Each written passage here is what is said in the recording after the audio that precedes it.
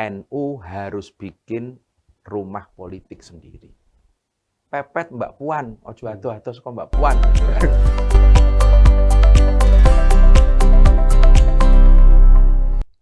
Halo Tribuners, apa kabar? Sampai ketemu atau sampai jumpa lagi dengan saya Muhammad Nurhuda, editor tribunjateng.com, tentunya dalam program spesial Tribun Jateng, yaitu Tribun Topik, yang dalam hal ini kita akan mengulas atau berbincang-bincang, ngobrol santai berkaitan dengan politik, baik politik skala lokal ataupun skala nasional. Dan alhamdulillah pada kesempatan ini kita sudah kehadiran narasumber yang juga spesial, seorang ulama, budayawan, pengusaha, sekaligus ketua partai politik. Beliau adalah tentunya Kiai Haji Muhammad Yusuf Hudori. Sugeng Rawuh, selamat datang Gus. Alhamdulillah, terima kasih sudah berkenan hadir. Dan yang pertama kami menyampaikan selamat harlah PKB yang ke-25 ya. Makasih. Semoga semakin sukses lahir batin kira-kira begitu. Amin. Dan nanti kita akan sedikit mengulas tentang siapa sebenarnya sosok Gus Yusuf yang barangkali di antara Tribuners ini sudah beberapa kali melihat sosok beliau di sejumlah channel ataupun Instagram beliau. Dan kali ini coba nanti kita ingin banyak bertanya sebenarnya apa dan bagaimana kemudian bisa sampai menjadi ketua partai politik, seorang kiai, seorang santri bisa menjadi ketua partai politik. Nanti ceritanya kira-kira bagaimana, kira-kira begitu. Tapi sebelum sampai sana, kita ingin coba ini Gus, sedikit berbincang bahwa Gus Yusuf ini kan sudah banyak dikenal oleh kalangan masyarakat, terutama kaum Nahdliyin dan seniman barangkali, terutama di kawasan Magelang dan sekitarnya Yogyakarta. Dan ini kalau kita melihat ini jarang seorang tokoh ulama, kemudian pimpinan partai politik mempunyai hubungan dekat dengan para seniman. Itu ceritanya bagaimana dulu Gus kira-kira? Bisa sampai dengan berhubungan baik dan sering berkali-kali melakukan komunikasi dan hadir dalam sejumlah forum-forum seni kira-kira begitu. Ya, memang itu kan berangkat dari niatan kita. Setelah selesai saya pesantren di Lirboyo dan di beberapa pesantren, pulang memang apa yang dibawa dari pesantren ini kan menjadi satu keinginan untuk kita sampaikan ke masyarakat. Dan kita melihat seni dan budaya ini menjadi satu sarana yang efektif untuk kita bisa menyampaikan ajakan, untuk kita bisa menambah teman, untuk kita bisa bersosialisasi. Di samping memang ini berangkat mungkin dari orang tua ya, karena pesantren kami Tegarrejo ini cukup dekat dengan kalangan seniman dan budaya. Ini berawal dari dulu orang tua, sampai hari ini pun kita setiap haflah atau setiap wisuda santri itu kan kita bikin festival budaya. Hampir 1 minggu. Itu mulai dari wayangan, kuda lumping, sampai ke konser band-band rock ternama. Itu juga itu menjadi satu tradisi di pesantren kami. Nah, ini yang tinggal saya meneruskan aja lah apa yang sudah dilakukan oleh orang tua, oleh kakak-kakak saya. Ya. Kalau seni sendiri menurut Gus Yusuf itu sebagai seorang ulama, kira-kira begitu Gus, pandangan Gus Yusuf berkaitan dengan seni itu kira-kira seperti apa Gus? Seni itu menurut saya bahasa ya Mas. Artinya menjadi bahasa kita untuk tadi bergaul, bahasa kita untuk menyampaikan sesuatu yang itu bisa lintas batas. Kita dengan masyarakat di bawah juga lewat kesenian efektif, juga teman-teman pengusaha juga bisa masuk, juga teman-teman politisi juga bisa bergaul lewat kesenian. Menurut saya ya bahasa itu tadi. Dan lewat seni itu memang melenturkan hati kita, jadi Jadi orang itu nggak kaku gitu loh. Hmm. Ben ora kaku gitu loh. Nggak kering hidup ini gitu loh. Kalau kita ngomong soal keindahan ya innallaha jamil yuhibbul jamal. Bahwa Allah itu maha indah dan Allah mensukai atau mencintai keindahan. Salah satunya keindahan itu ya wujud dalam seni dan budaya tadi. Ya. Terus kemudian ini Gus, kita barangkali Gus Yusuf ini tadi sudah kita sampaikan di awal, selain seorang budayawan, penyuka seni, kemudian juga ketua partai politik, dan bukan main-main ini Partai Kebangkitan Bangsa yang masuk 5 klasemen besar kira-kira secara nasional begitu. Dan di Jawa Tengah masuk urutan kedua ya, kedua di Jawa Tengah. Nah ini ceritanya Gus Yusuf ini kan seorang santri, putra kiai besar. Ya. Kemudian rata-rata kalau Gus itu kan ya melanjutkan pengelola sebagai kiai di pondok pesantren dan jarang masuk ke dunia politik. Nah Gus Yusuf ini kan sosok yang spesial. Itu ceritanya kira-kira dulu bagaimana Gus bisa masuk ke dunia politik itu awalnya itu? Itu panggilan ya kalau menurut saya sih. Saya ketepatan ya selesai di Lirboyo itu akhir ya 94, terus saya melanjutkan di Purwokerto, di Kebumen sampai 97. Saya 97 mulai pulang. Nah, iklim 97 jenengan kan paham. Akhir 90-an itu pas rame-ramenya reformasi. Ya. Mulai rame pergerakan-pergerakan di bawah. Lah ketepatan saya banyak bergaul dengan teman-teman itu. Nah, terus 97, 98 reformasi sampai tahun 2000 itu menurut saya adalah kuliah sospol lapangan. Itu luar biasa kita dapat ilmu waktu itu. Karena kita langsung di lapangan ikut di pergerakan, kita juga ikut menyaksikan sendiri lahirnya partai politik, kita juga ikut menjadi saksi pergantian rezim. Ini luar biasa.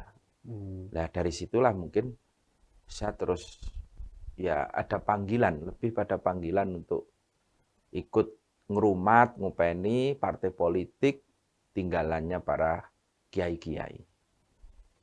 PKB itu lahir salah satunya rembukan pertama kalinya di Tegarjo.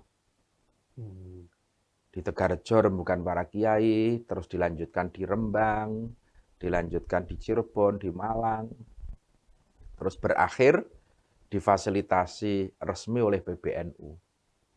Nah, maka kita ikut merasa memiliki lah, ikut merasa memiliki. Itu mungkin yang melatar belakangi kenapa saya kok terus terjun politik khususnya di PKB. Ya. Politik sendiri kalau menurut Gus Yusuf kira-kira apa Gus? Tujuan atau arahnya? Politik sesuai yang saya tahu di literatur kitab-kitab pesantren, politik adalah istislahun nas ila thoriqil munji dunyan wa ukhron. Politik itu adalah seni mengikhtiari mensejahterakan masyarakat, tidak hanya sejahtera dunia saja tetapi juga akhirat. Politik adalah jalan kita untuk berikhtiar bagaimana menciptakan tatanan sosial yang baik, menciptakan tatanan kemasyarakatan yang adil. Maka bingkai politik bagi santri ya tidak berbeda, tetap niatnya adalah ibadah. Maka dikatakan bahwa as-siyasah juz'un min ajza'i syariah. Bahwa politik itu adalah bagian daripada syariat. Cara kita menegakkan syariat. Syariat dalam tanda kutip, jangan dimaknani syariat itu jalan. Bagaimana syariat kita bertetangga yang baik, bagaimana syariat kita. Nah itu lewat politik hari ini.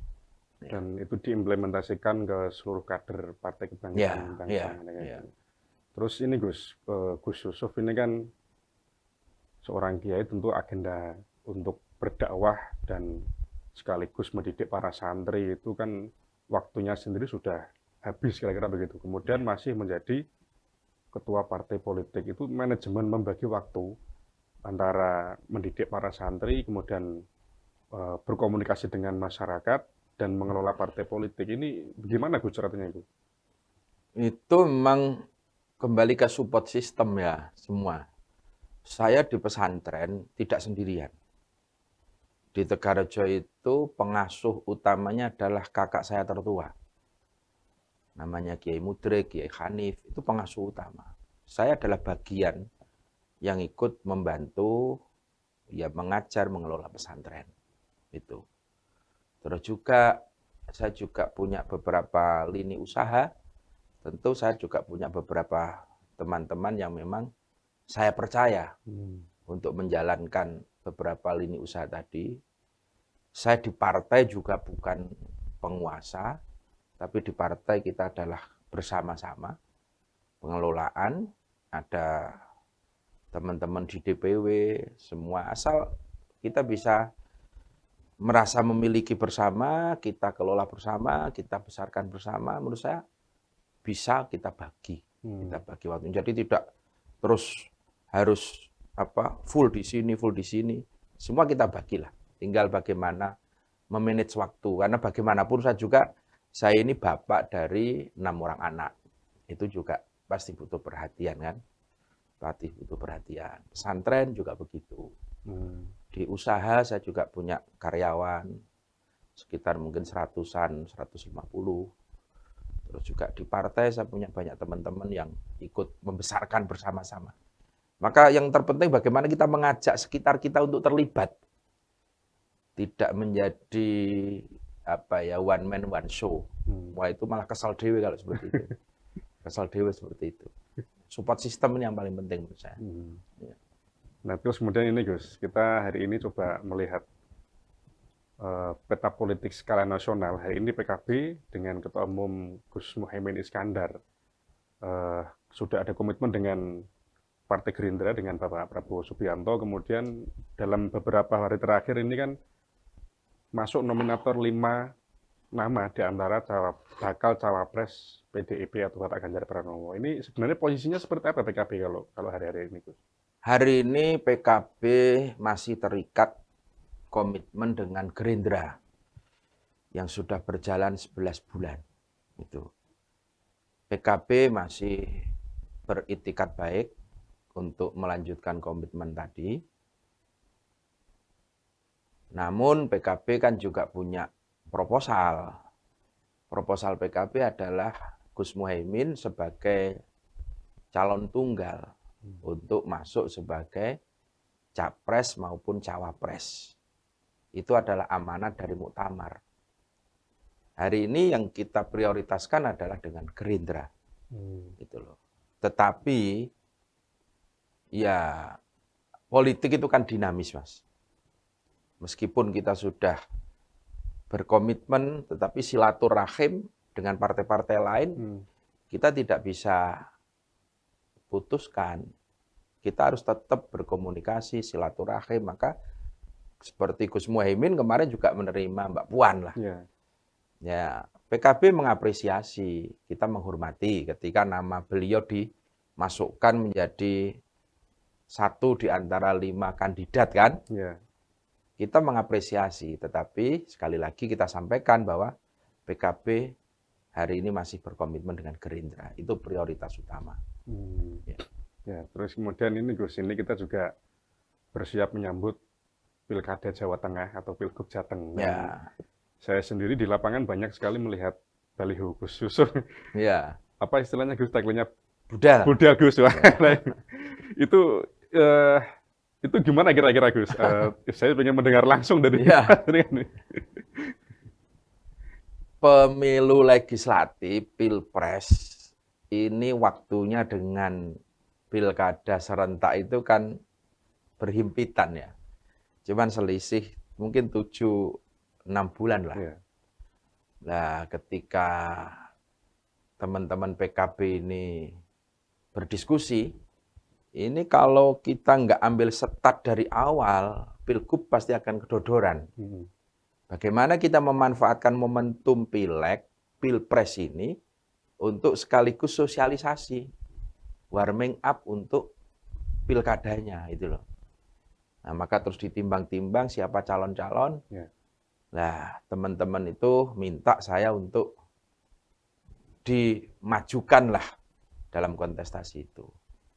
Saya waktu itu ya sebagai kader partai, prinsip harus siap kan, Ya.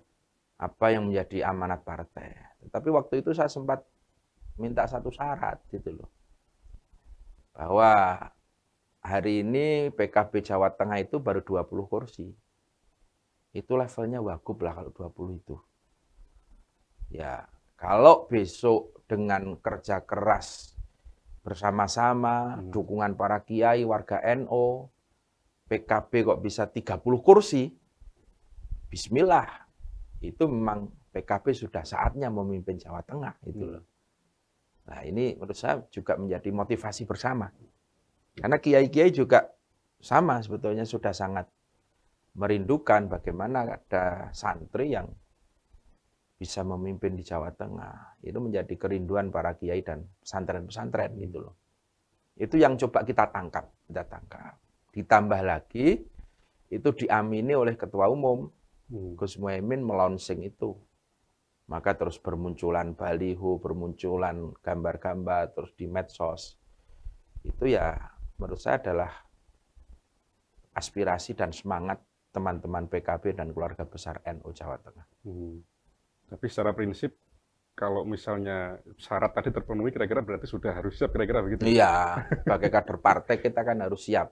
Karena saya itu mengalir aja kok Mas. Ya tadi, saya di pesantren, di budaya, di politik, di bisnis itu, kita jalani aja, kita nikmati. Maka ketika ada kiai yang menyatakan, serius toh Gus? Bismillah kiai, saya akan bilang gitu. Yang penting doakan, dimanapun posisi saya, ada manfaat dan berkahnya, itu aja lah. Itu yang selalu saya sampaikan. Itu. PKB, mengalir aja ya. PKB itu kan kalau misalnya kita masyarakat biasa itu melihat ada hubungan khusus dengan Nahdlatul Ulama, Gus. Itu sebenarnya ceritanya bagaimana antara hubungan PKB dengan Nahdlatul Ulama? Itu secara struktur ataupun secara historis, itu ceritanya kira-kira seperti apa sebenarnya itu? Memang di awal tadi saya sampaikan ketika 98 terjadi reformasi dan Orde Baru tumbang, kiai-kiai NU itu berinisiatif. Salah satunya kumpul di pesantren Tegarrejo. Waktu itu inisiatornya kakak saya, Kiai Abdurrahman dan almarhum Kiai Mahfud Ridwan. Ada sekitar 700-an kiai kumpul se-Jawa.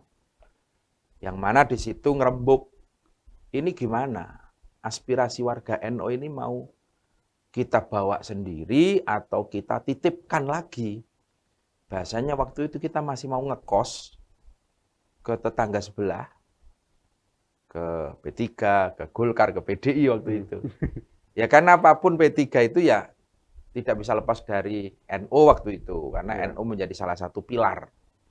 Tetapi itu apapun bukan rumah sendiri gitu loh. Nah setelah dirembuk di situ, karena ini momentum, kita boleh sekarang bikin partai. Kalau dulu zaman Orde Baru kan nggak boleh. Akhirnya kiai-kiai bersepakat, NU harus bikin rumah politik sendiri. Rembukan itu dimulai di Tegarrejo, di Rembang, di Malang, di Cirebon. Aspirasi itu masuk resmi ke PBNU. PBNU bikin tim 9, tim asistensi, resmi melahirkan Partai Kebangkitan Bangsa. Dan itu dideklarasikan di Ciganjur. Artinya bahwa PKB ini memang resmi berangkat dari aspirasi para kiai dan santri, difasilitasi oleh pengurus besar Nahdlatul Ulama. Jadi resmi menjadi anak tunggalnya NU. Nah itu. Meski pada perjalanannya mungkin ada dinamika ya, tapi bahwa sejarah itu tidak bisa dihilangkan. Ya. Artinya kesepakatan yang dahulu sudah dibentuk itu sampai dengan hari ini harus tetap dipertahankan, kira-kira begitu? Iya, ya kita jangan meninggalkan sejarah lah. Ya. Ini Gus, apa? Menghadapi pemilu tadi sudah disinggung berkaitan dengan perolehan kursi yang tahun 2019. DPRD Jawa Tengah itu dari PKB kan ada 20 kursi ya. Sedangkan partai pemenang PDIP itu 42 kalau tidak salah. 42 ya. 42 kursi ya. Ini Iya. meskipun posisinya sebagai runner up, Tapi jauh. Iya. Jaraknya terlalu jauh kira-kira Iya. begitu. Jadi ini 2024 masih ada sisa waktu beberapa bulan. Ini strategi apa? Strategi khusus dari Partai Kebangkitan Bangsa Jawa Tengah untuk ya setidaknya harus mendekati perolehan suara yang diperoleh oleh PDIP itu seperti apa kira-kira? Ya memang realitas Jawa Tengah masih seperti itu. Tetapi bukan sesuatu yang tidak mungkin. Karena sekali lagi politik itu dinamis. Maka PKB ya berupaya untuk mendekati PDIP. Kemarin di Harlah Gus Muhaimin kan juga pesannya jelas. Pepet Mbak Puan, ojo ado-ado saka Mbak Puan itu kan. Itu artinya bahwa PKB itu agar dekat gitu loh. Jangan terlalu jauh gitu loh. Nah, kita sudah berupaya hari ini dengan tentu ujung tombaknya kita tentu para bakal calon-calon legislatif. Kita munculkan di daerah-daerah yang memang mereka memiliki kemampuan, kapabilitas, memiliki akseptabilitas yang kuat. Karena bagi partai, etalasenya itu adalah caleg-caleg tadi. Itu etalasenya. Bagaimana performnya agar bisa menarik. Apalagi hari ini 68% besok pemilihnya adalah milenial. Nah, kita harus paham lah apa yang dimaui oleh adik-adik kita. Agar mereka nyaman dengan PKB. Agar mereka menganggap, oh PKB ini partainya anak muda. Oh PKB ini rumah kita. Itu loh. Nah ini bagaimana memberikan citra dan satu hal lagi yang dipesankan oleh Ketua Umum agar PKB ini selalu hadir di tengah-tengah masyarakat. Politik kehadiran ini menjadi kunci. Dalam situasi suka, duka, apapun, PKB harus terus hadir. Juga di teman-teman anak muda, di hobis PKB juga hadir. Anak-anak yang senang olahraga PKB juga hadir. Juga di seni budaya. Insya Allah dengan politik kehadiran inilah 2024 nanti kita optimis untuk bisa menambah kursi dengan signifikan. Di samping modal utama adalah merawat basis, menjaga hubungan baik dengan Nahdlatul Ulama sebagai rumah besar kita. Ya. Target ke depan Gus, secara pribadi Gus Yusuf, ke depan mau apa yang ingin dicapai kira-kira gitu? Ya target hari ini bagaimana kita memperjuangkan Ketua Umum kita menjadi pemimpin nasional, presiden atau wakil presiden, dan bagaimana PKB di Jawa Tengah bisa 30 kursi. Ini yang harus kita upayakan. Baru setelah itu nanti kita ngomong pilgub, kita ngomong pilkada, itu loh. Keinginan seluruh kader di Jawa Tengah itu sekarang. Ya. Barangkali terakhir ini Gus, saya mengenal Gus Yusuf ini kan cukup lama sebenarnya, cuman potongan rambutnya dari dulu yang belakang agak panjang, itu apakah memang style khusus, kenapa tidak pengen merubah style potongan rambut cepak misalnya? Kalau ini kan jane ming lewegah potongan wae, ini sudah mending lah segini biar. Dulu malah ini udah dioyak-oyak sama orang-orang rumah, kepanjangan dikit potong. Kalau dulu ketika masih bujang kan kita bisa segini rambutnya. Terakhir Gus, closing barangkali pesan apa yang disampaikan ke masyarakat berkaitan dengan politik yang sehat, kemudian berintegritas menghadapi pemilu 2024 dari PKB, apa yang ingin disampaikan? Ya, saya mengajak kepada masyarakat, terutama generasi muda, untuk bersama-sama menggunakan hak pilihnya, karena 5 menit kita masuk TPS, itu akan menentukan nasib kita dan nasib bangsa ini 5 tahun ke depan. Maka memilih tidak sekedar anut grubyuk bahasa Jawanya, tetapi betul-betul bisa kita pertanggungjawabkan pilihan kita itu di masyarakat. Tentu sebagai orang beragama, kita juga pertanggungjawaban kepada Tuhan yang Maha Kuasa. Jadi memilih yang bertanggung jawab, tapi yang juga harus dijaga bahwa ini pesta demokrasi. Pesta itu harusnya gembira lah. Ya. Mari berpolitik dengan riang gembira. Kita punya pilihan, Anda punya pilihan mungkin berbeda. Tetapi yang terpenting kita jaga kedamaian dan persatuan, itu aja. Oke, terima kasih Gus Yusuf. Yang terakhir kami menyampaikan terima kasih sudah berkenan mampir ke redaksi Tribun Jateng. Dan semoga ini tidak yang terakhir, Gus. Ya, moga-moga terus lah. Terima kasih Tribuners sekalian, pembicaraan kita, obrolan kita sebenarnya sangat panjang yang ingin disampaikan. Tapi insya Allah nanti akan kita sambung di edisi berikutnya. Dan kami menyampaikan terima kasih kepada DPW PKB Jawa Tengah. Dan semoga kerjasama ini dapat berlanjut, kira-kira begitu. Dan saya atas nama redaksi dari program Tribun Topik menyampaikan terima kasih dan sampai jumpa di Tribun Topik berikutnya. Assalamualaikum warahmatullahi wabarakatuh. Waalaikumsalam.